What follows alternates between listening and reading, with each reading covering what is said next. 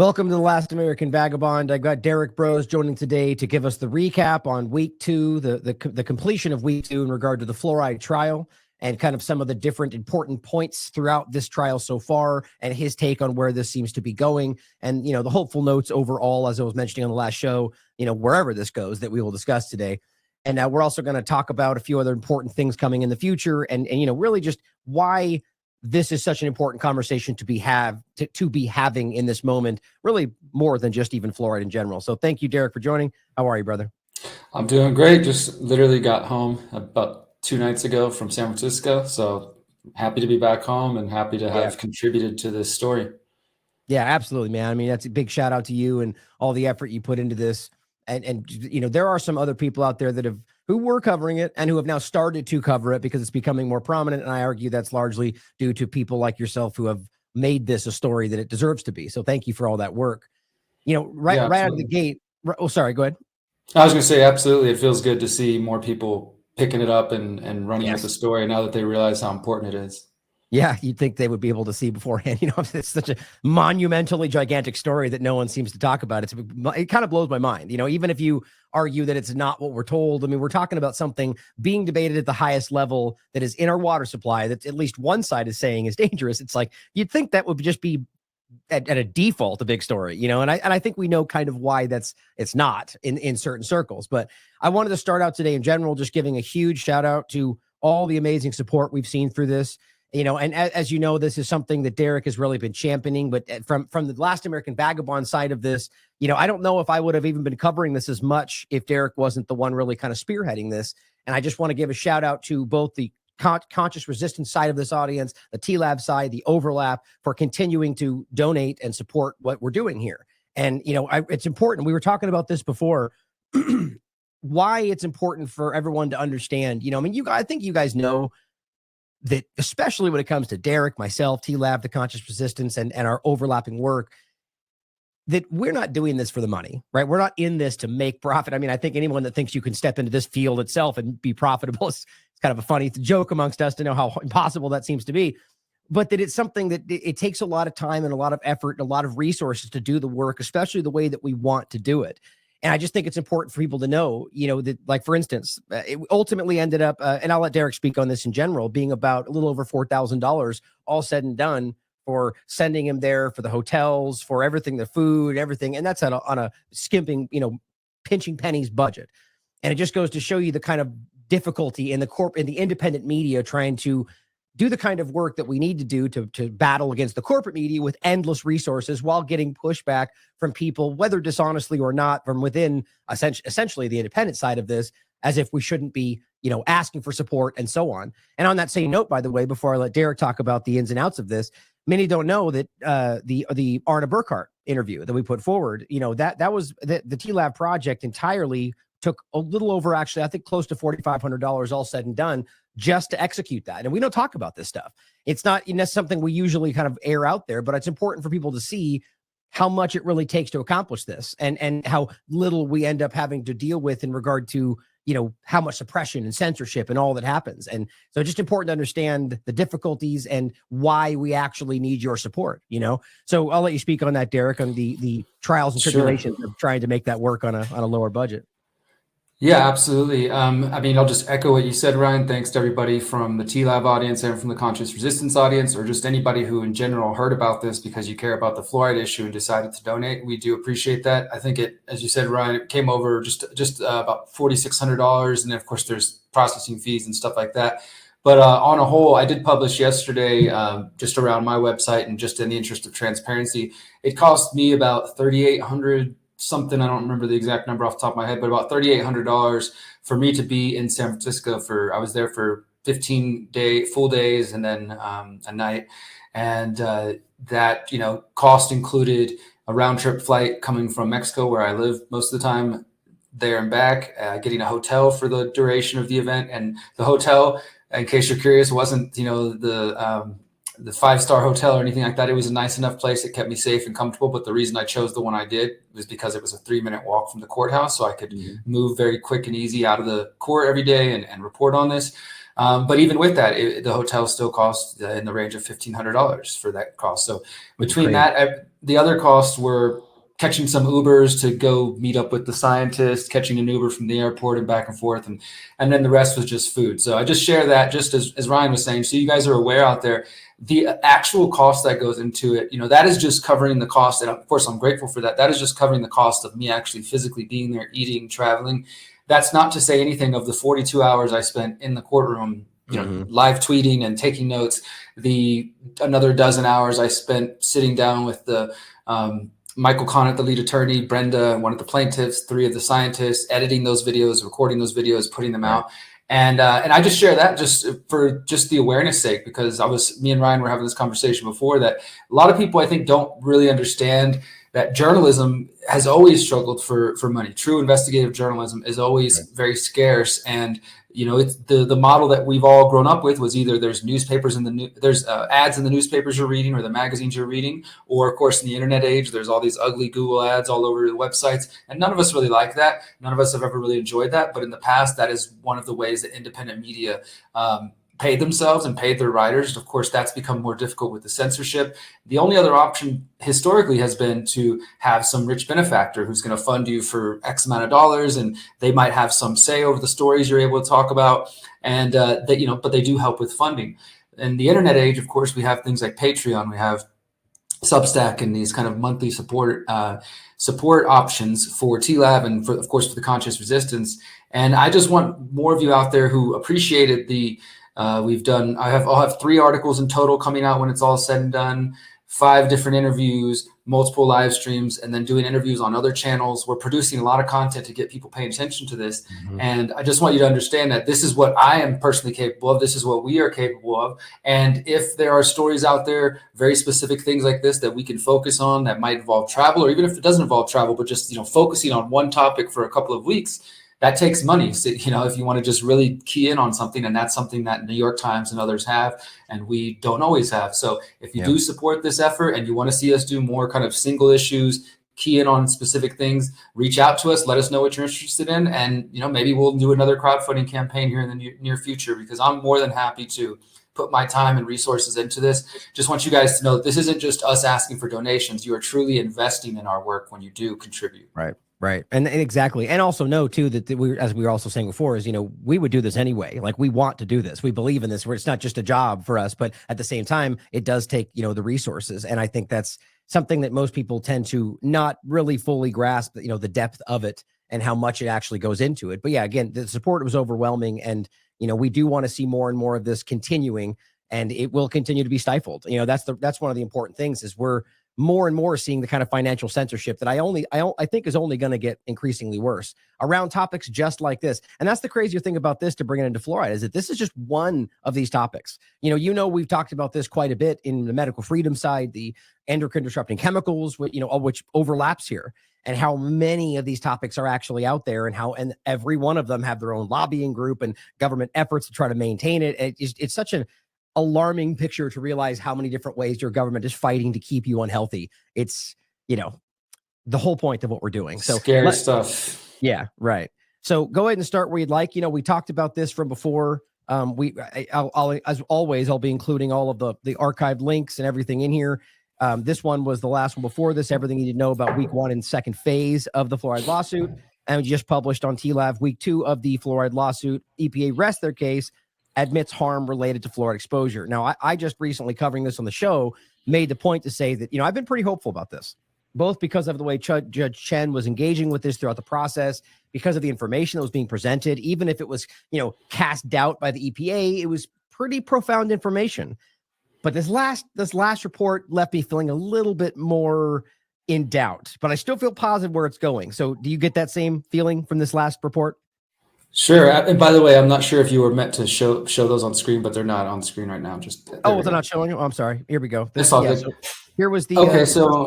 Oh, sorry. Go ahead. I'll just show them. This is the first one. I'm just gonna pick up right there. So as Ryan said, I did a week 1 and week 2, and then you can also find on that same page my interviews with Michael Conant, and then with Dr. Philippe Grandjean, who is one of the expert witnesses from the first week, and those are both really powerful interviews. So I'm sure you've heard or seen those by now. If not, I might mention a few points from them. But in terms of week 2, which just wrapped up, so just to kind of give you some clarity, week 1 was 6 days in total. That was January 31st, Wednesday, February 1st, Thursday, Friday, and then we off on the weekend, of course, and we come back Monday, Tuesday, Wednesday of last week. Court was off on Thursday. So the first report looked at those first 6 days of actual court time.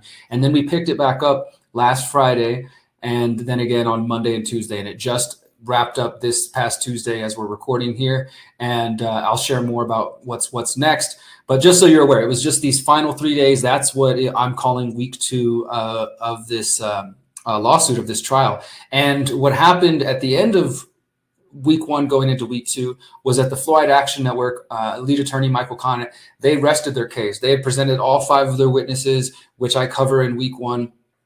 And they did everything that they thought they wanted to do, and they rested their case. And then it went over to the EPA, of course, where it was their opportunity to present their witnesses. And the EPA only had 3 witnesses, Dr. David Savitz, Dr. Stanley Barone, both of whom were in person. And then a third witness, who's Dr. Jesus Ibarluezia, his testimony was a pre-recorded video. And we can talk more about him in a moment as well, because as I've pointed out in previous reports, this guy was actually caught lying under oath. And I think that's why they decided not to bring him in person and just to use his pre-recorded deposition as his testimony and just have the judge review that. So that's what the focus of these last couple of days have been. Those 2 witnesses, Dr. David Savitz and Dr. Stanley Barone, both of whom, just like the witnesses on the side of the Fluoride Action Network, have their credentials and have their professional career. And, when you look at that, it's like, okay, this person, you could call them an expert, but they also have their biases too, just like everyone. And we're going to talk about those. But one of the first couple of points I want to make here is that Judge Chen and the EPA in these last couple of days both acknowledged very publicly, and Judge Chen, of course, he's not under oath, so he's just speaking. Every now and then he'll interject and say, hey, hold on, before y'all go further, I have a question. Because again, it does seem to me he is clearly trying to keep up with the science and understand the science. There's been, if anybody did pay attention to the Zoom, it's like they're talking about point of departure, margin of exposure, benchmark dose analysis, what is a NOEL and a LOEL, all these kind of jargony terms that I was figuring out on the fly, some of which I was already familiar with. And the judge is doing the same thing. He's trying to learn it as he's going along. And so at one point, the judge just plainly said, like, there's clearly harm coming from fluoride that is lowering IQ. It's just about at what levels. That's the big question here, right? And even one of the EPA's witnesses, Dr. Barone, and I think even Dr. Savitz, both acknowledged that fluoride can cause neurodevelopmental issues. But the reason I want to just kind of highlight that and say that that's important alone, and that that's another kind of historic, unprecedented moment that has come because of the work of the Fluoride Action Network in this lawsuit, is prior to this, I don't think you can find a single EPA document anywhere that will actually acknowledge and admit what they said in court this week, that fluoride is a neurotoxin. It's just now they've kind of pivoted their position. And this is, of course, how conspiracies tend to work. No, that's not happening. You guys are crazy. Okay, maybe it's happening, but not in the way you guys say it is. Okay, it is happening, but it's good for you. And then the final, like, just sort of acceptance, and then, never sorry guys for calling you crazy. That's where it kind of seems we're sort of in the middle of that stage where now there's an acknowledgement, because the evidence is overwhelming, that fluoride is a neurotoxin at some level. But that's what quite a few of the back and forth between the judge with both witnesses was around the judge trying to get some clarity about when does this association with fluoride and exposure and lower IQ start. A couple of points on that. The currently allowable levels in the United States are 0.7 milligrams per liter. That is what the CDC recommends. And so most cities are at that level. And I should note that was actually lowered from 1 milligram about a decade ago. I remember reporting on this when the U.S. Health and Human Services actually recommended they lower the dose. So then they did that, which kind of, once again, shows you that they've been kind of slowly acknowledging that it's not good and lowering the dose. And then here we are. But of course, they never put out a public statement saying that. They just quietly lower the amount. But this is what the judge has been trying to figure out. When does that association start? Okay, you're saying there's studies that clearly show harm at and around 1.5 milligrams per liter and 2 milligrams per liter and above. There's clear harm. There's clear examples of that. The EPA, though, is arguing that it's only at those higher levels, and thus you shouldn't draw any conclusions related to the current 0.7 milligrams per liter that's actually allowed in the water. Whereas Michael Connett and the Fluoride Action Network have been using the EPA's own expert witnesses in their own testimony, including Dr. Barone and Dr. Savitz, both of whom have worked very closely on this topic recently. They're not like kind of fluoride experts per se, but Dr. Barone is a risk assessment scientist, and he's considered an expert. And Dr. Savitz is an epidemiologist who also was part of the National Academy of Sciences, Environment and Medicine, which reviewed the national toxicology program that we have been reporting on for years was blocked. So both of these men do have some kind of role in the recent study of fluoride, but they are still trying to downplay the results and say it's only at the super high levels. And meanwhile, the judge has been trying to kind of parse out, okay, but at what point, would you make a judgment? He even asked Dr. Savitz at one point, and he's like, I don't know how to just give you an arbitrary number of, how to weigh the evidence or whatever. But of course, his whole job was just to paint doubt in the judge's mind. Right. And at one point, the judge asked Dr. Savitz, he said, do you agree with the conclusion that there is evidence of harm from fluoride around 1.5 milligrams per liter of fluoridated water? Savitz said that he would place the emphasis on 1 to 2 milligrams per liter, and he called for more studies. So again, he didn't want to yes, give the judge a clear yes. And the reason, I'll pause there for a moment before we go further, just the reason I think that is important to note, and I might have mentioned this in our previous discussion, but a lot of the arguments and the witness testimony has centered around what's called the uncertainty factor. And so you guys got to remember that this lawsuit was filed under the Toxic Substance Control Act, which says that the EPA, that citizens are allowed to petition the EPA and present harm if they believe there's harm from different toxins. And if they can prove that, the EPA then has like a list of different steps it's supposed to take, including banning things, regulating them, et cetera.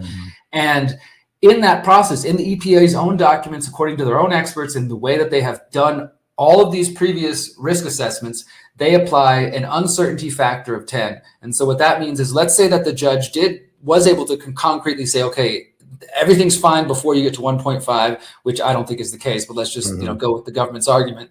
And let's say it doesn't even start till 1.5. Like there's no harm, nothing at all, no impact until you get to that level, which doesn't make any sense. That's not really how toxins work. Right. It's not how lead works. We found out with lead that there's no safe amount at all. Like you get lead in your body, it's bad for you. And I think that's what it is with fluoride. But nevertheless, they are arguing that it's only at these higher amounts. So let's say it was 1.5. Typically, the EPA would then apply an uncertainty factor of 10. So if they are finding harm at 1.5, they would still consider kind of who's going to be impacted in this uncertainty factor of 10 on both sides. So let's say, for example, you're somebody with kidney issues and you're not being exposed to fluoride at 1.5 where they claim it's dangerous, but they would still consider the fact that if you've got kidney problems, your body's not going to be able to detox things as easy as the average person. So you're supposed to use that uncertainty factor to consider and to kind of bring in the most vulnerable populations. That's what it's really about. And that's what the EPA has done in every other area. So even if there's not, which I don't think this is the case, but even if there's not clear, conclusive evidence of harm up until you get to that 1.5 to 2 milligram levels, which is what the government wants to focus on, using their own strategies, their own practices from the past, they would apply this uncertainty factor, and fluoride at its current levels, at the very least, would be lowered, if not just outright banned, in the interest of, let's say the uncertainty factor, just erring on the side of caution, these kind of things that we've typically seen when it comes to hazards like this. Which is supposed to be their mandate, right? I mean, that's the whole ridiculous part about what these groups do. It's not, erring on the side of profitability, right? You're erring on the side of caution, and that's never what these are. And this is one of the interesting parts about this, why early on, weirdly enough, overlap with like the political side of this. They didn't want to include or allow the discussion around, as you pointed out, other sources, which is just that's one of the earliest reasons I felt like this wasn't going to be honest, because anybody can tell that that's a valid point for this exact reason. I even argue that's one of the reasons why the uncertainty factor exists, because they know that, because whether you have a reason to be more susceptible or not, that, well, you might gain it from this source or that source, and that would tip you over there. So you give a buffer zone, and so it's obvious that your toothpaste and the water you're drinking and the shower and drinks. And I mean, it's endless. And so clearly it goes over that. And to your other point, I think that's the obvious reality. And I mean, the game that gets played with this term, and I know the terms are different in certain states or over the years, but generally accepted as safe, or gas is one that's commonly used, where they act like, it's generally like, meaning there is some level of harm, but they argue that it's necessary for this, or past this level, it's not super harmful. And so the bottom line is, You can't pretend it's like all of a sudden 0.1 forward, it just becomes harmful. The point is they're arguing that past that point is when they deem it to be harmful enough to matter, which to your point means that there is harm at the smallest level. Maybe it's inconsequential, but it's still harm. There's still a negative consequence. Nobody just, and this actually overlaps with the point about, I still don't know why one of the like main points that would be used to push back is undermining whether there's any positive benefit. Because I don't see that ever coming up in this conversation. And I think plenty of studies have shown that that's not true, that there's no positive benefit whatsoever. Well, and to your point on that, Ryan, so two things about that. The reason that that's not being discussed in court is because they agreed very early on, whenever the petition was first at the early lawsuit phase before it ever went to trial. And I don't remember the exact reason, but I have read this in some of the Fluoride Action Network documents, that they agreed early on with the judge that there could be no discussion of the benefits of fluoride. So that meant that like the government can't come in and try to bring all these positive studies claiming, look, but it does all these great things. And the Fluoride Action Network couldn't really get into that either. But to your point on that, like just this week, I saw the Fluoride Action Network just literally yesterday tweeting out this new study that was done in the UK, because this is the other crazy thing about all this. While I'm over there in San Francisco reporting on this trial that nobody's talking about, both Canada and the UK are considering fluoridating their water, and they're discussing that right now. So the UK actually commissioned a study. It's called the Lotus study. You can find it on the Fluoride Action Network on their Twitter account. They just tweeted it yesterday, the day before. The Lotus study that was specifically all these experts in the UK looking at water fluoridation, looking at the alleged benefits of fluoridation to see if they should indeed implement it. And this study, like others in the past, showed negligible to no benefit from fluoride. So I agree with you that like on its own, like separately from the trial, that is definitely an important piece of the puzzle, because even in one of the interviews that I did that we put out there with Dr. Howard Hu in that interview, he claimed that it was good for the teeth. And I kind of thought for a moment, like, all right, should we go down that rabbit hole? It'll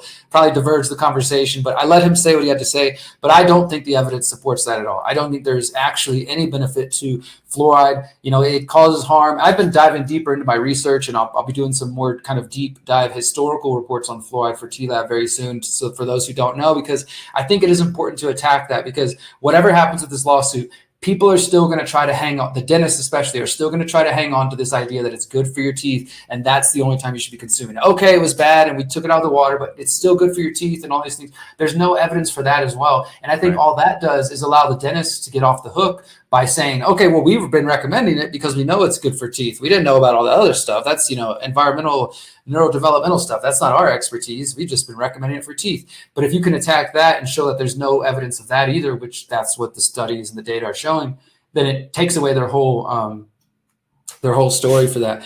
And what was the first point you made? It was something I wanted to say. I don't know if there's no reason for it if you remove that positive. The other thing I said was, in regard to your point about the different sources that it could overlap with it. Oh yeah. I just want to add to that. What this reminds me of, it reminds me of most of the studies, except for only one I've ever seen, which was really kind of a review of studies, and it was raising this point. Most of the studies that I've seen about EMFs and 5G and things like that, they take a very similar approach where they, just as an example, they'll go into a lab and they put rats in a box and they expose them to EMFs, which is not only are they exposing them to different amounts that probably people aren't being exposed to, but it's not realistic because they don't consider what is a human being actually being exposed to in their daily life, as they're walking around, and there's light poles and there's copper wires from electricity that are also putting off their own. So there's all these other factors, but they don't study it in the real world conditions. And it's a similar thing with fluoride. It's like they're looking at it in this they want to look at it this sort of isolated thing, but let's not consider all these other sources you're going to be exposed to. Let's just talk about this one source. Yeah, and that's such a deliberate choice at some level. Like the individual who thinks it's good may not realize that, but that's a conscious choice to, it's obvious there are other sources. That's known to everybody. So why wouldn't you consider the overlap? I don't know how anybody sees that as an honest choice personally, but I think go ahead. Yeah, and I was just going to say that another thing that kind of, I guess, fits in this category for me in this lawsuit would be the fact that the lawyers were not allowed to discuss the emails that we've been covering for the last year plus, the emails that clearly show that Richard Levine, at least according to the emails, had a hand in blocking the release of this report. That director of Richard Wojcik, he claimed responsibility. And there was all this communication between the CDC's oral health division, which oral health, that's dentistry, and communicating with HHS. And that also, I think, was a frustrating part of this, that like the judge said, we can't bring the politics into this. It's just about the science. On one hand, I get it, because again, another reason this is a historic case is because this is the first time a federal judge is having to rule on science. This is not him just ruling on some law that was passed or something. This is him saying he's having to basically second guess the scientists at the government, and they hate that. You know, I don't think any scientist ever wants to be questioned by the government. So and of course, he's not a scientist. He's clearly a smart man, but he's having to learn all that. So that kind of makes it historic on its own. But then the fact that in the course of the trial, we're not allowed to bring up the emails and everything like that. And I get it. Again, he's supposed to just focus on the science, but how can you really talk about the science if you can't talk, like it's all relative. Like humans are humans. And if humans communicate and they plot and say, hey, we're not going to talk about these points, but we are going to talk about these points, then the end result is going to be corrupted. And so you can't just say, let's just talk about the final product and ignore whatever, it took to get there. But nevertheless, that's where we are. Yeah, and on that point, I don't know whether it was a genuine and honest choice by Judge Chen. He may not have realized that he was boxing out like the crux of the point, but the reality is you can't, to say that's not relevant, you're missing the whole point. It's not like the science is one thing, clearly, but doing what he's doing is engaging with this process as if nobody's trying to do this for everyone's just making honest decisions. We think it's safe. Well, that's not true, because if you get to the point and you realize that the science does not show that, and these people are lying on the record, it opens the door to the reality that this is being done for nefarious reasons or profitability reasons. And all of those matter. That's just corruption. You're pretending as if corruption doesn't exist in this discussion. And that's the problem. So whether that was pressure from something else, or he just doesn't realize that it's about the science being corrupted by politics. That's the whole point, which is frustrating. But I think like a best case, benefit of the doubt for him would be that he is trying to be objective, and that was his version of being objective. But in the pursuit of his objectivity, he's kind of turning a blind eye to facts that do matter. Yeah, exactly. Or just dynamics that are the foundation of what's actually happening, and it's the manipulation. But on that same note, then let's go to the scientist who was caught lying, but also one of the back and forth I thought was really important in the actual in the trial itself, where he was discussing about both that. Well, go ahead and start with that, actually, the lie about the information, but also the way he was engaged with the amount and the danger, and about how he kind of didn't want to respond to it, like the way he kind of waffled about responding to that question. Okay, yeah. So there's definitely a couple of key points. I'm going to start with Dr. David Savitz, and then we'll get to the 7-second pause that was heard around the world. And before I get into that, even I want to just make this point of how important it was for me to be there and for you guys to fund this, because so there is a program called Cameras in Courtrooms that is, I don't know if it's all federal courtrooms, but they're supposed to, it's up to the judge, but if the judge allows it, release recordings of the courtroom proceedings. Now, during the actual testimony the last 2 weeks, I wasn't allowed to record video or audio or anything. You're not legally allowed to record anything from the Zoom because it was being zoomed out as well. So we're not supposed to document anything. The court itself, though, they're recording everything, and they claim they're going to release this. And they've released some hearings in the past for the Fluoride trial, the Fluoride lawsuit. But just in the last 2 days, I found out that the government, the EPA attorneys, they asked the judge not to release any of the video from this. So he decided not to. So unfortunately, the moment we're going to describe in a couple of moments, which would have been amazing to actually have on film, to see this scientist frozen and in shock and not sure how to answer. Because of that means the interviews I conducted, the live tweeting I did, and basically the court transcripts are pretty much the only record of what actually took place, because they're not going to release any of the videos, unfortunately. So just another reason why it's important for us to be there. Yeah, exactly. Before you jump into it, can we just acknowledge for a minute why there's no logical reason for the EPA to step in? It's just one of a long string of actions that show an active cover-up. Like, why would they want to stop you from seeing the back and forth within the trial? Like, do you have any logical reason why that might be, other than to cover up what was said that they don't want people to see? I think that's the only thing. I honestly think it's probably about this moment with Dr. Stanley Barone that we're going to talk about, because, I mean, if you saw it in court, which everybody did, the whole courtroom went silent. I'll talk more about it in a moment. I think that moment alone would probably be embarrassing for them. But there was also other moments like that where their scientists got befuddled. And then one moment with Dr. David Savitz that I'll talk about here in a second, where his work was clearly shown to be inaccurate in one of his papers, and Michael Connett was able to kind of put it on the record and get him to admit, oh, yeah, that's not how it should be there. I guess I'll have to update that. And then basically his whole testimony falls apart, and the judge was catching all of it. So there's a lot of moments like that I think that they didn't want out, unfortunately. So I'm hoping if somebody did record the Zoom that they will safely leak out that moment with Dr. Stanley Barone being questioned and frozen. But let me go ahead and jump in here. So Dr. David Savitz, again, he's a professor of epidemiology at Brown University School of Public Health. He was an editor at the American Journal of Epidemiology, a member of Epidemiology and Disease Control Study, a section of the National Institutes of Health. So, deeply involved in government and academia. So again, his discussion largely centered around this 1.5 milligrams per liter. And again, where does the harm start? Where does the exposure start? And I will also say that Dr. Savitz and Dr. Barone clearly were trained well. They know what they're doing. And their job was just to kind of try to just confuse the judge, make things seem less certain than they actually are, and so that he doesn't feel safe making a ruling to ban fluoride. I mean, that's basically what their whole thing is to do. And every time Michael Connett with the Fluoride Action Network asked them a question, of course, they're being coached to not answer things that will make them look bad. They were definitely very good at that. They were definitely very good at not answering directly, giving long-winded circular answers, non-answers, yes, but this, and caveats. And I mean, it was 3 days of that, basically. Can I ask you a question really quickly before you get into it? So so I'm not on, just in case I'm missing something. So if you're saying it's about them trying to put doubt in his mind that it's not safe to remove fluoride, if this is only about dental health or really just about white teeth, am I missing something? Like, what is the argument for why it's even questionable to remove this? Like the idea being that he's worried to hurt somebody by removing this, or it's going to be counter to some large. I just am at a loss for why, even if it is exactly what they say it is, why white teeth is something we should be that concerned about.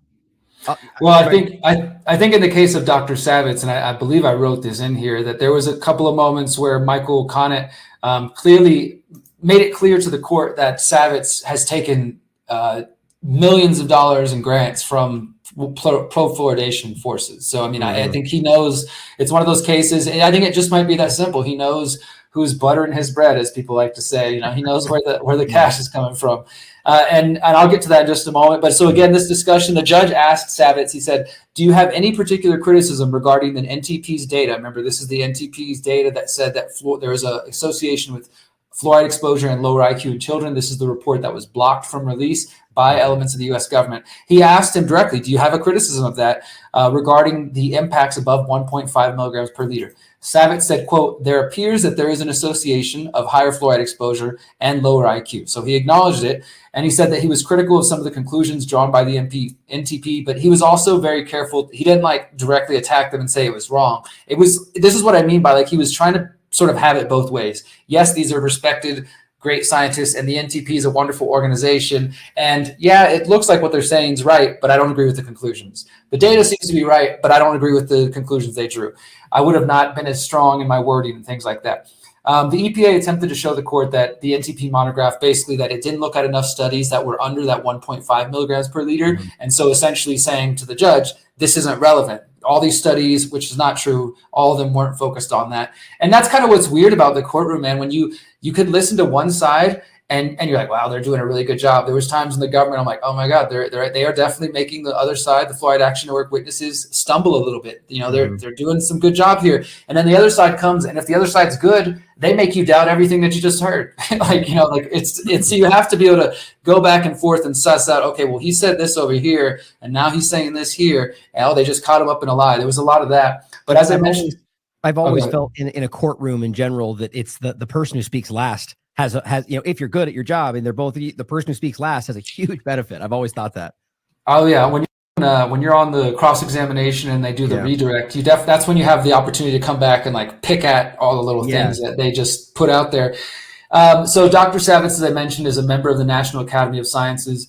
environmental medicine, and they did review the NTP report. And I talked about this in previous articles. That was not a normal process in the first place. The NASM has never before reviewed any of the NTP's monographs. It was only with this fluoride monograph that they reviewed it 2 times, in addition to the other previous peer reviewers, in addition to the final peer reviewers in the Board of Scientific Counselors Working Group. And it still hasn't been released here in 2024. But Savitz was directly involved in that. And because of that, he is seen as an expert. And so during his questioning, the EPA read the NASM statement. So this is a statement that he helped develop and that Dr. Savitz helped develop. And it says, quote, "The monograph falls short of providing a clear and convincing argument that supports its assessment." And basically, they're just saying, like, we don't endorse their conclusions. We think that more data needs to be done. That's what it's always about for these people. And I get it. Like, yes, sometimes you need more studies to get clear science. But in this case, it just seems like, let's just keep kicking the can down the road. Let's just keep acting like nothing's happening. Okay, a little bit of harm, but it's up at these really high levels and we're still not clear. We don't know what's going on. More studies, more data. And so the final thing NASM wrote was they said the NTP report, quote, "cannot be used to draw conclusions regarding low fluoride exposure concentrations, including those typically associated with drinking water fluoridation," to which Dr. Savitz said he did agree with that conclusion. So that's basically what they're trying to argue, is that, yeah, there's some good data there. It's pointing in the direction of harm, but we're not sure where at, and thus we shouldn't act yet. We should just keep studying. It's the same thing we saw during all the COVID-19 stuff. It's like, it could be this, it might be that. Let's wait and see. In the meantime, people are dying, but let's hold on. But it's something that airs on the side of their agenda. It's like, let's stop everything until we get, what's frustrating here is, has anybody on that side of it, or even from Michael Conant's side, is anybody asking, okay, then what would you conclude from this data? Right? Because if you're going, I agree with the data, but I disagree with the conclusion. Well, what are you saying? Like, okay, is it half as dangerous, or is it? The judge tried to get that. Like he was, like I said a moment ago, he did ask Dr. Savitz directly. He was like, okay, well, if you could put a number on it, which like scientists don't like to do that. And it's like, how do you measure that? So he wouldn't give the judge anything to kind of, okay, well, look, I feel confident about 1.5, we can say for sure. 1.0, I'm a little less confident. But of course, we know 0.7 is totally safe. They wouldn't even, all they know is that 0.7 is what the CDC recommends, and that's safe. And at some point beyond that, it's dangerous. But they don't want to draw any conclusion because, again, to what I was saying earlier about that uncertainty factor, if they give the judge a point to stick on, well, then he can apply that uncertainty factor, and surely it's going to go beyond the currently allowable levels of fluoride, and then he would have to, like I said earlier, lower it all the way down to something just kind of really small, which hopefully would just, he might be like, okay, what's the point of adding it at this point? Let's just take it out. And that's why I think they would rather it be clouded in confusion and uncertainty than any sort of, here's a point where we can say clearly the harm has started. Well, couldn't you argue that's already the case? If you're saying 1.5, the uncertaty factor already puts that below the 0.7 mark, right? I would say so. Yeah, I think so. And that's why I like that quote I read a moment ago. Savitz said something like, I would put it in the range of 1 to 2. Like, he still was trying to like not be as clear as possible. But even if you went with his low end of 1, that's, and you imply the uncertainty factor, that takes you down to 0. So that, exactly. You know what I mean? Like, so I think the judge is hearing all that and seeing all that. I do think he did catch that. And he also caught this too. So again, on the cross-examination of Savitz by Michael Conant, he made it clear that Savitz is not and was not an expert in neurotoxicity of fluoride when he was reporting on the NASM report. He asked him multiple questions. He's like, okay, so have you ever studied fluoride in the past? No. Okay. Have you ever studied fluoride neurotoxicity in the past? No. And he's like, so would you consider yourself an expert? And he'd kind of give this meandering, no, but blah, blah, blah, blah, blah. And then every time Michael Conant, and both sides were doing this is just what the attorneys do. He's like, okay, let's pull up deposition testimony. And then they pull up what he said when they first interviewed him and show, well, last time you said, I'm not an expert. And then the judge sees that. And so it was a lot of that. Like he didn't want to give them anything. So he'd give them these kind of BS answers. And Michael Conant say, all right, let's pull up deposition testimony from page whatever, and then show him clearly saying the opposite of what he was saying at the moment.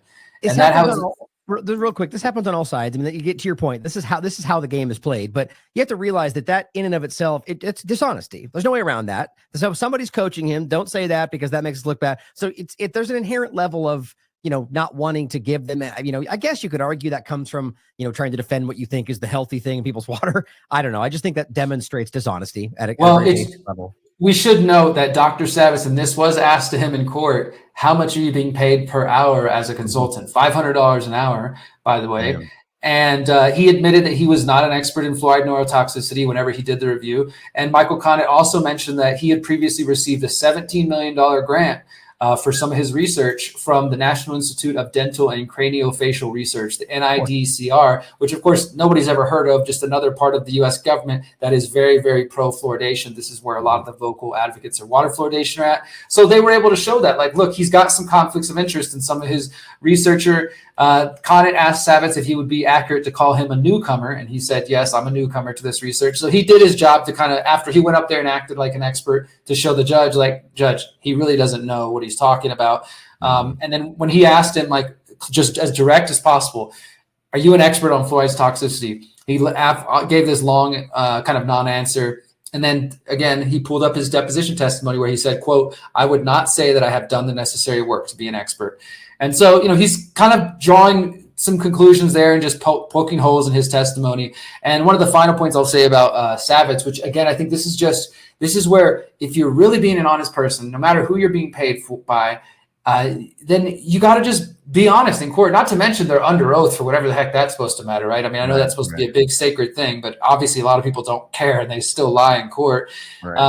Connett asked Savitz about this new study that came out just in the last year, which found an association between fluoride and what they call executive function. They didn't use the word neurotoxicity, but of course, executive function relates to cognitive ability. And this study found a, quote, statistically significant association between fluoride exposure and the impact on executive function. And he asked Savitz about this, and he asked him, like, is this true? Have you seen this study? Have you reviewed it? And he said he had seen it. But whenever he asked him, is that true? Did they find that? He gave a long-winded qualified yes. And at this point, Michael Connett read directly from this study. And I did link this in my article if you guys want to check it out. But I just want to quote from that study, which is fairly new. Again, we're still getting new data coming out right now. It said, quote, maternal exposure to drinking water throughout pregnancy fluoridated at the level of 0.7, which is what they currently allow, was associated with poor inhibitory control and cognitive flexibility, particularly in girls, suggesting a possible need to reduce maternal fluoride exposure during pregnancy. So literally there's studies coming out right now as we're speaking, as we've been in court, showing this. And yeah, there's a little bit more I want to get into, but yeah, any thoughts on that? That's what I think is important, is like, as we're in court right now, Health Canada is studying this, and Health Canada is, as I talk about in this, they in their own report found fluoride exposure at the currently allowable levels, and North American drinking water levels are associated with harm. And yet you have these scientists working for the government trying to act like that's not happening. Yeah, this is the way I've been framing it since this started. You know, these are government officials actively fighting to keep something dangerous or at least debatable in your water for a pretty benign minimal positivity. Like that's what I keep really fixating on right now, is even if you want to pretend that this is like, so the point is we're willing to risk this for white teeth. Like, I mean, why does anybody think that's not the stupidest, most comical thing? Like, these people will drag their feet and fight tooth and nail to not do things that we desperately need, but they're going to spend money to whiten your teeth. Like, it just seems so stupid to me. I know. This is an important study, though, and I'm glad you bring it up because, you know, we're talking about children at a time, especially when we're dealing with all these other issues, like genetic therapies that are experimentally being given that are causing all sorts of problems. Yes, the COVID injection, or endocrine disrupting chemicals, or dioxins, or PFAS, or I mean, it's just all over the place. And so you're adding this is something they're drinking constantly. You know, it's just like, I mean, I can't even imagine what human life would look like without all of these things being done to children today. I mean, we probably, I don't know. Go ahead. No, that's one of the things that's frustrating, man. I've been saying this recently and just discussions with friends and in some of the interviews I've been doing recently, that I mean, I've known about the harms of fluoride for years. Obviously, I've been writing about it. I've been reporting on it for TLAB for the last 4 years.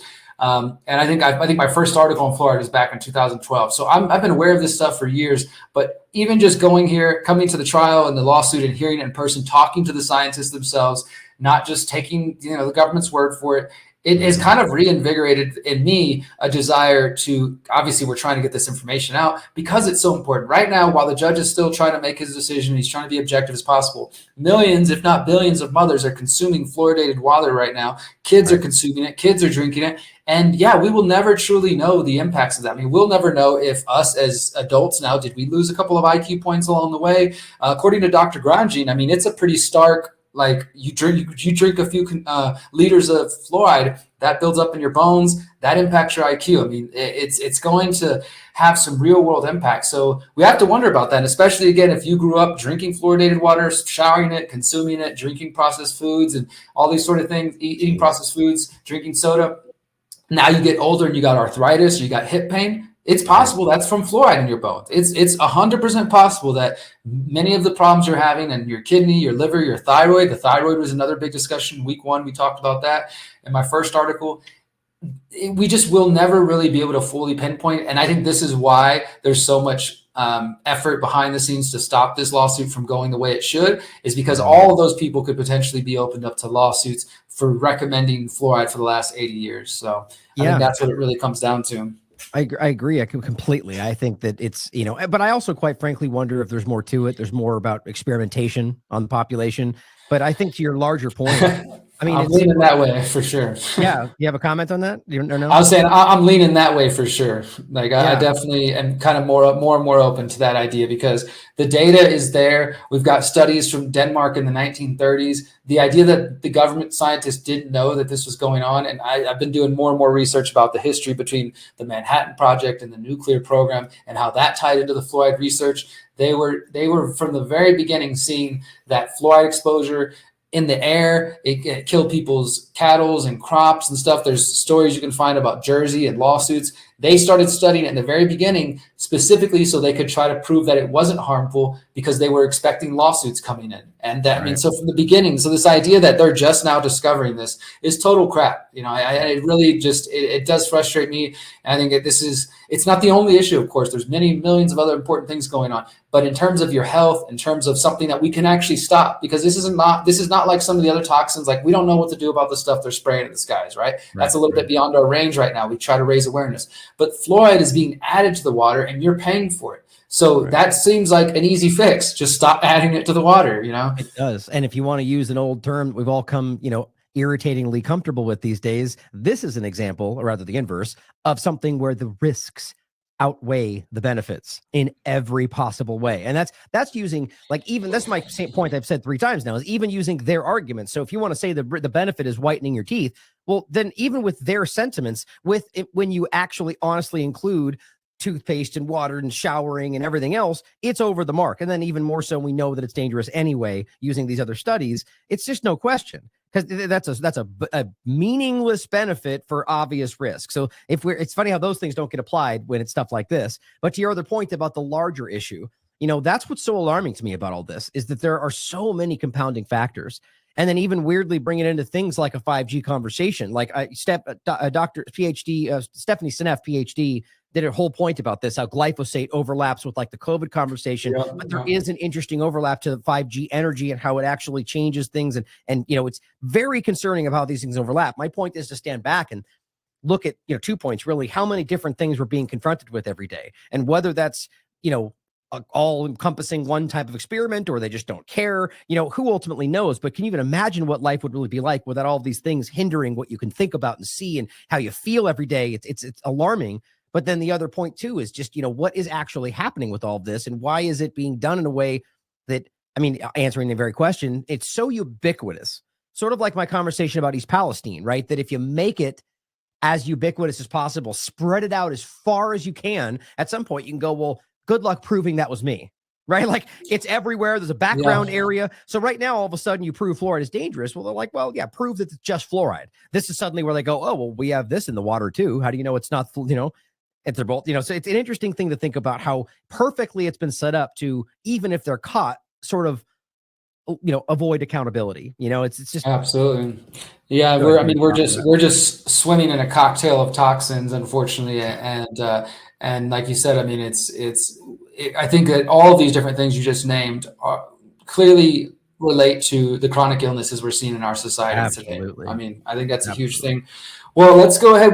I'll mention a couple more points before we wrap up. Just Dr. Stanley Barone's, what I call his long pause here in the article.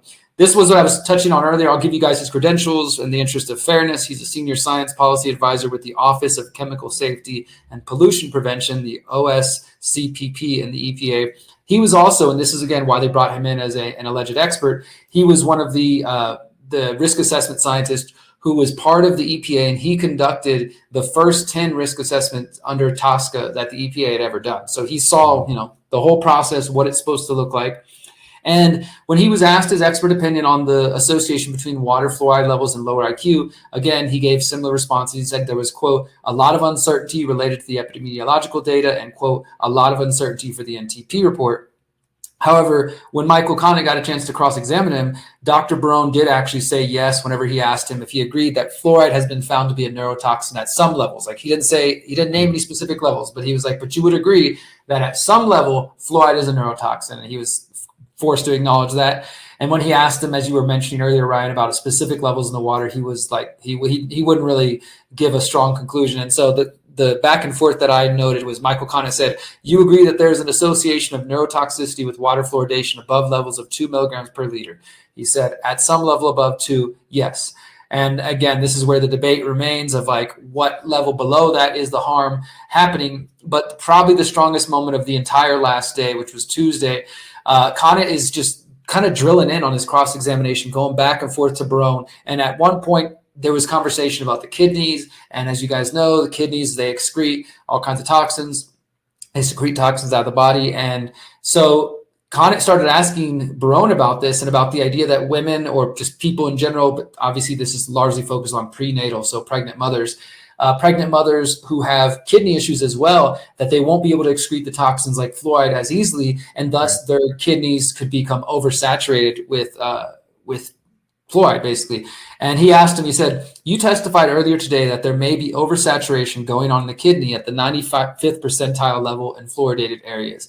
Do you feel comfortable as a risk assessor exposing pregnant women to a level of fluoride that is so high that the kidney is oversaturated? And this is where I was saying he literally just sat on the witness stand and kind of stared into space for, I would say a good 5 to 7 seconds passed before he finally kind of snapped to and gave this kind of long rambling answer and didn't want to answer. And in the end, he basically said, my opinion is not germane to this discussion, which just basically means it's not relevant, which it's like you're on the witness stand as an expert risk assessor scientist, and it's not relevant, your opinion on whether or not pregnant mothers' kidneys being oversaturated with fluoride is a problem. So that was a big moment because the EPA even tried to object to that line of questioning. They did object, but Judge Chen overruled it and allowed it to go forward. And he wanted to hear the answer, obviously. And that was just like everybody in the room who was kind of paying attention looked at each other like, oh my God, that was a big moment. And like I said, unfortunately, it doesn't appear like we're going to get that on video. Well, this is an important, I think, big shout out to Conant in that very, very, very well crafted, because if you think about the question, what he's saying, first of all, the setup is that, because a woman is pregnant, their kidneys are more susceptible. Right. And so it's like, so his argument is that points, like whatever level they're more susceptible. And the argument due to the study is that level, because they're more susceptible, it becomes oversaturated.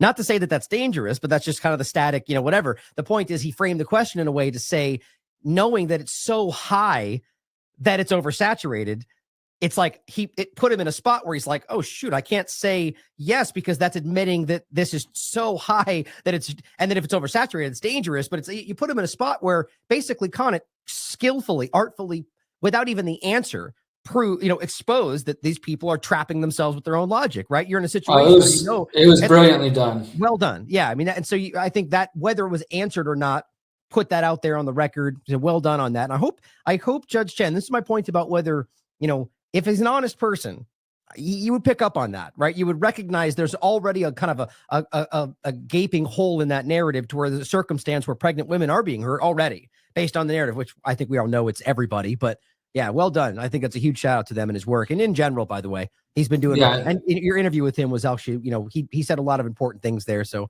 I'm glad he's the one kind of spearheading this. Yeah, absolutely. And I will just kind of say on that sort of side note, I got to spend a little bit of time with Michael Conant over the last 2 weeks, and he's definitely a brilliant guy. We're lucky to have him leading the charge on this. He's been investigating fluoride for 20 years now. His father and mother started Fluoride Action Network, and they've been, their whole family are really, I think, heroes in this fight.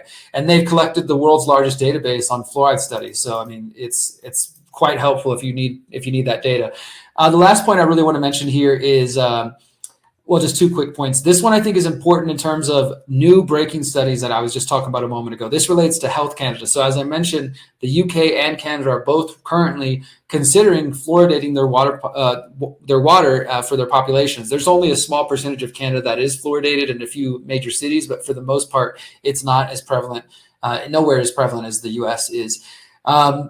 So this was kind of a point of contention because the study literally got published last week as the trial was going on. Like they knew about it. Of course, the study had been going on for a while, but it didn't get fully published till the middle of the trial.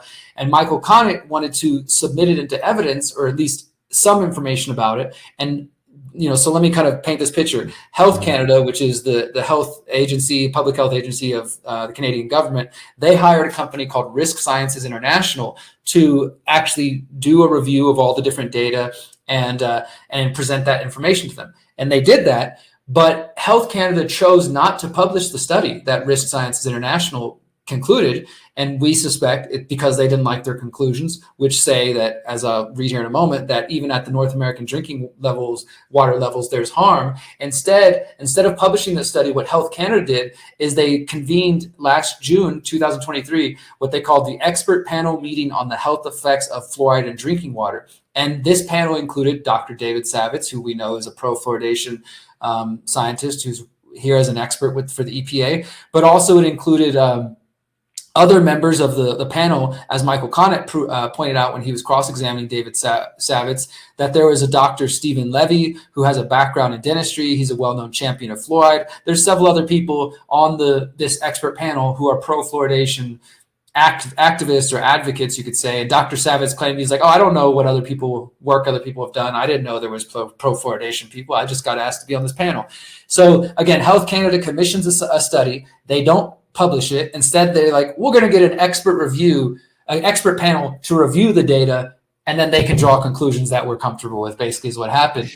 But the actual scientists who were involved with the Risk Sciences International, they did publish their study. And I need to go back and link it. I'll go ahead and do that after we finish here, link it in the article so you guys can find it, because that study was published. So again, to make it clear, Canadian government hires a company. They choose not to publish it, but the scientists themselves did publish it. And in their own words, those scientists say that, quote, the evidence supports the conclusion that fluoride exposure reduces IQ levels in children at concentrations close to those seen at North American drinking water level. And they also acknowledge that there was uncertainty about where the exact concentration, at which exact concentration harm begins. But the point is, this is another study that literally just came out showing that what the government is trying to argue, that we can't figure out where harm starts, that it's affecting people at the levels that they're currently allowing. Instead of publishing that, the Canadian government says, okay, let's get together our own expert review group and we'll put out our own paper and draw conclusions from that. So it was interesting that you have these two competing papers. So the EPA wanted the expert panel to be submitted to evidence, and the judge allowed that. And then Connick wanted the abstract from the actual study to be allowed into evidence, and they both were allowed. But it was a point of contention there. Well, to really understand it, that's so ridiculous. I mean, this is a perfect analogy for, just a representation of what is going on today. In both cases, you have government funded research that they don't like the outcome, so they kind of just kick it to the side. And the Canada part is the most hilarious, because what they're talking about is, so, these are all the same people screaming, trust the science, right? So they conduct the scientific research with people they choose, and they don't like the outcome. So instead of publishing it regardless, which is what you should do, science, right? Trust the science. You find people who have a vested interest in one side of the argument and get them to pick it apart and give their theories about it and then present that. Like, that should be laughed out of town. Like, that's what, their theories and opinions they should be considered, but it's scientific research done by their own choosing versus people. That's dishonest. Am I wrong? That's not even debatable. That's a dishonest tactic to trying to lean it. Well, like if you were going to do it an honest way, you'd pick groups on one side and groups on the other, both of which had, people that were pro and who were against, and have both of them do that. And then but even then that would be stupid if you have the study you picked in the first place. I think everybody who's honest can see that this is manipulative, right? And I think that's why this work is so important. For whatever reason, people are starting to push back from within certain circles that usually didn't, and a lot of conversations today. So I am feeling hopeful, I have to admit, about where this goes. There's a little bit more doubt for me based on a couple of different things, but overall, man, I really feel good about where this is going. And with the work you've been doing, people are seeing this. Thank you, brother. I appreciate that. I'll just make one last point on there. And well, and just to back up what you were saying, I mean, that's why I wanted to include that, especially in the article. With 9 days of testimony, guys, 43 hours in the courtroom, there's a lot that was said, and I tried to pick the finest points. If you're interested, you can, of course, go read my tweets, and you'll get more of a play-by-play, but I tried to pick just the highlights for everybody who doesn't have 5 hours to read through every court statement. But the one thing I want to end on is, as I mentioned earlier, that there was 3 witnesses by the EPA. 2 of them were in person. The third one was not in person. This is Dr. Jesus Ibarlueza, who is involved in this study in Spain, looking at the Basque region of Spain. And it is his study that controversially found that fluoride exposure actually apparently increases IQ for boys by 15 points or more. And that study, of course, just stands out. Even the judge was just like, this doesn't line up with any of the other data we found. This is going a totally opposite direction. And Conant asked, at one point, he asked Dr. Savitz about the merits of this study, because it was obviously at odds with everything else. And then even Judge Chen kind of got in and was like uncertain about the study. And he asked Savitz about how the conclusions were reached. And he said, quote, "Does this not raise some question about whether there is something wrong with the study? You got this result that seems totally counterintuitive and not consistent with the other literature." And Savitz agreed. He said, absolutely, it raises the question. So the judge is now going to review the testimony of Dr. Ibarlueza privately. Like I said, he's going to watch this video, and presumably he's already done that. And then last thing he told the EPA and the Fluoride Action Network on Tuesday before we adjourned for the day was that he was going to put together a list of questions. He was going to make sure they all had the questions beforehand so they could get prepared. And then this coming Tuesday at 9:30 a.m., I will be live, 9:30 Pacific. I will be live tweeting again, and I will write another follow-up article for the final day of what we hear. But it's going to be questions from the judge, and then EPA closing statements, and then Fluoride Action Network closing statements. And then after that, it's all in the judge's hands. Weeks, months, days. We're not sure how long it'll take, but after that, that is whenever he will make the decision. So still got one more day of court that I'll be reporting on remotely. And I'll keep you guys updated with what happens and where this goes. But that's pretty much the bulk of everything that took place in the last 2 weeks. Well, good, man. I'm glad you're doing this, and I think the reporting's been excellent. On note on the last study point you made, the idea that it increases your IQ. It's just so, again, to p hacking and conversations we've already had about how that can be done. Just kind of like Yahtzee style, rolling out the data and kind of just until you get kind of a juxtaposition of information that works for you. And scientists acknowledge this. I mean, I think even Seema Malhotra made a big statement about this during COVID about how, and this is acknowledged if you actually look, main peer-reviewed journals have made this point that at any given moment, somewhere like 50% of science published is actually inaccurate. And yet we engage with it otherwise. It's very interesting. And that same point during COVID, we saw the same COVID delusion. We saw the same conversation. Remember that? Oh, it turns out the COVID injection actually increases how long you live or whatever. It's just like, and you look into it, it's like this ridiculous compilation of things that are completely subjective and, and it never panned out. Obviously, it's clearly the opposite, and everyone's now seeing that. So it's just an example of how, it doesn't always have to be that person knows they're being dishonest, but I argue at best it must be willful ignorance to kind of not look at why this makes no sense until the judge is like, that doesn't make any sense. And you go, yeah, I guess so. It's like, it's a little, anything can be corrupted. I just think we need to be careful about what we trust today, question everything. But any final comments for upcoming work or anything? Well, I just want to thank everybody who contributed so that I could go out there and spend time out there. It wasn't really a vacation. It was San Francisco, and I'll have, maybe another video about what is true about what you've heard about San Francisco and what I witnessed. There's definitely some truth to what you've heard. I will say that I was right in the heart of it. But in terms of this case, like I said, I'll be reporting next week on the final day. Just keep following my work in TLab if you want to get more of this. And I'm serious too about what I said earlier. If there are stories, just to kind of preview what I have coming up this year, I'm going to be paying attention to the Utah ritual abuse case. There have been some updates on that. It's moving slow, and there's unfortunately probably some corruption going on behind the scenes. Stories like that, I really key in on and zero in on. But if there's other things that Ryan doesn't have time for, or that you guys think that I might be particularly suited for, please feel free to reach out to either of us. And yeah, like I said, I'm open to other crowdfunding journalism. I think this is a key thing. You know what you're donating, and I can promise you articles and videos and interviews and content, you actually get a return on your investment. So I think that's just a fair way to look at that. It's not that we're out here internet begging or just wanting people to take care of us. We're actually trying to produce content of value. And if you find value in it, donate to TLab, donate to the Conscious Resistance. let us know about some other projects and other investigations that we should follow up with. And I'm happy to contribute my skills and my time and energy.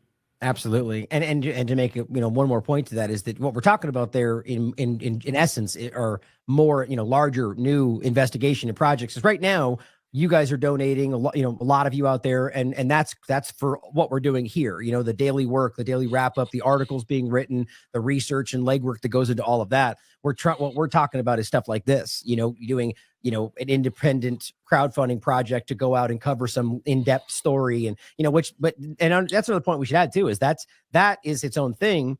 In the background, we're still doing all this, there's still all the other aspects of what we do, and Exactly. we do this all for you guys, right? I mean, we obviously care about this. We want to be doing this, but I think it's rare out there these days that you find I know, like, specific to me, to Derrick and I, but there's a lot of people doing this as well. This is all we do. We don't have other jobs. We're out there. This is what we dedicate our lives to for the right reasons, for you guys, for the truth, and I think that's important. So support anybody out there doing that, and that's not just us, but people that are out there putting themselves in the line for what they believe in. I think that's something that's important. So thank you for doing that, Derrick, with this work and everything else you do.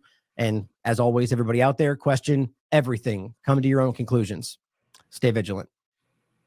Your professional opinion, is it fair to say that the conclusions of the National Toxicology Program, that there is an association between higher fluoride exposure and lower IQ in children, is accurate? Yes. I would say that, in my view, the evidence is quite persuasive, that there is a negative impact of fluoride exposure on the neurodevelopment of children, particularly the research that's been coming out in prenatal exposure.